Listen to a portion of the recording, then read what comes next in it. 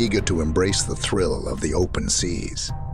Marco embarked on a solo sailing adventure across the Pacific. However, the unpredictable ocean, with its monstrous waves and treacherous currents, soon turned his dream voyage into a nightmare. With the sun shining brightly overhead, Marco set sail. The glistening ocean surface, promising adventures, aplenty. Dolphins danced beside his boat, and the breeze was perfect.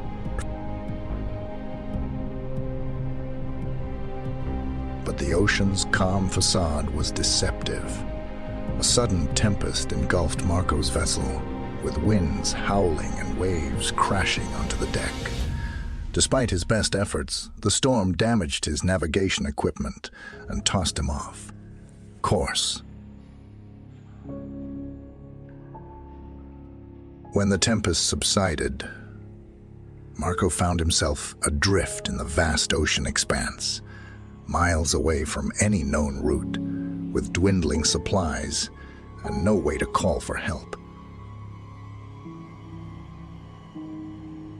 Determined to survive, Marco rationed his supplies, relying on rainwater and fish caught from the lonely ocean waters.